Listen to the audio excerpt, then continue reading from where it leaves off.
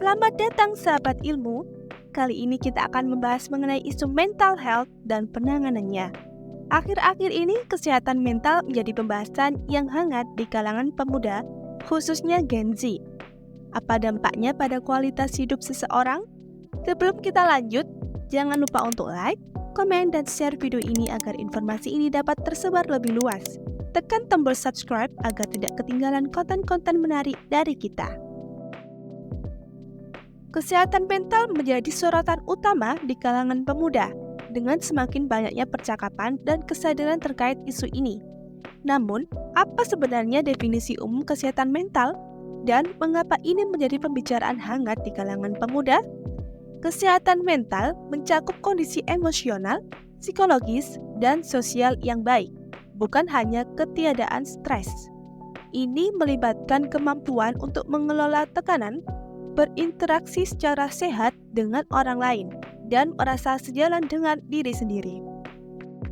Meskipun semakin banyak pembicaraan, stigma seputar kesehatan mental masih menjadi kendala. Pemahaman masyarakat perlu terus ditingkatkan agar orang lebih nyaman membicarakan masalah ini dan menjadi bantuan ketika dibutuhkan. Data menunjukkan bahwa masalah kesehatan semakin mempengaruhi pemuda. Beban akademik, ekspektasi sosial, dan tekanan hidup modern semakin menjadi faktor yang memicu tantangan kesehatan mental di kalangan pemuda. Lalu, bagaimana kita dapat mengatasi tantangan kesehatan mental di kalangan pemuda? Langkah pertama yang sangat penting adalah membuka diri untuk berbicara. Komunikasi terbuka tentang kesehatan mental adalah kunci utama.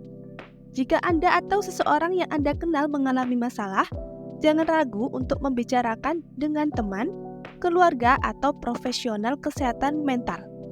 Ini adalah langkah pertama yang penting menuju pemulihan. Pemahaman akan tanda-tanda dan simptom kesehatan mental sangat penting, baik itu depresi, kecemasan, atau gangguan mental lainnya. Mengetahui apa yang harus dicari memungkinkan kita untuk merespons lebih cepat. Edukasi adalah kunci, dan informasi selalu dapat membantu mengurangi stigma. Aktivitas seni dan ekspresi diri dapat menjadi sarana yang luas untuk mengatasi masalah kesehatan mental. Melukis, menulis, atau terlibat dalam bentuk seni lainnya dapat menjadi cara efektif untuk mengekspresikan emosi dan menemukan kedamaian batin. Tidak dapat diabaikan, olahraga dan aktivitas fisik juga memiliki dampak positif pada kesehatan mental. Endorfin yang dilepaskan selama aktivitas fisik dapat meningkatkan suasana hati dan mengurangi tingkat stres. Dalam upaya terus mencari solusi untuk menangani mental illness, semakin banyak penelitian yang menyoroti hubungan antara kesehatan mental dan keseimbangan mikrobiota usus. Bagaimana probiotik dapat memainkan peran dalam mendukung kesehatan mental?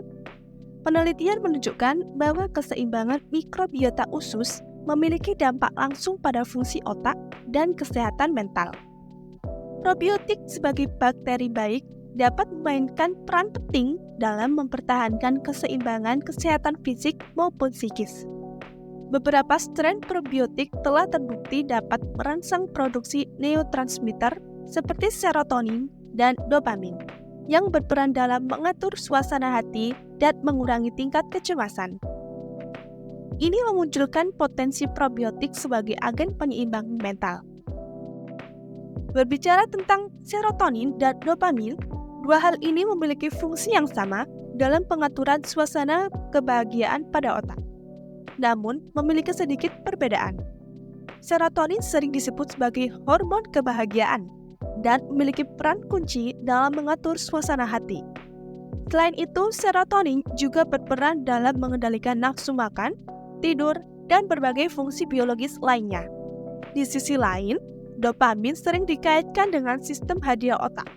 Ini memainkan peran penting dalam motivasi, kepuasan, dan perasaan kenikmatan. Tingkat dopamin yang seimbang membantu menjaga semangat hidup dan motivasi. Jadi, perbedaan mendasar antara keduanya adalah dalam fungsinya.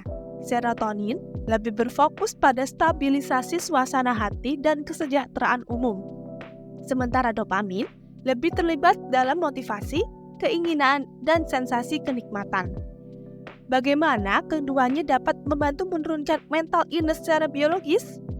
Nah, keseimbangan serotonin dapat membantu mengurangi gejala depresi dan kecemasan, sementara tingkat dopamin yang sehat dapat membantu mencegah anhedonia, yaitu kehilangan minat pada aktivitas yang biasanya menyenangkan. Terapi dan perubahan gaya hidup juga dapat memengaruhi neurotransmitter ini. Misalnya, olahraga fisik dapat meningkatkan produksi serotonin dan dopamin. Sementara terapi bicara dapat membantu merestrukturisasi pola pikir yang dapat memengaruhi neurotransmitter. Upaya untuk menjaga keseimbangan keduanya melalui terapi, gaya hidup sehat, dan dukungan sosial dapat menjadi langkah penting dalam menurunkan resiko mental illness. Terima kasih telah menyimak dan jangan ragu untuk berbagi pemikiran Anda di kolom komentar. Sampai jumpa di video berikutnya.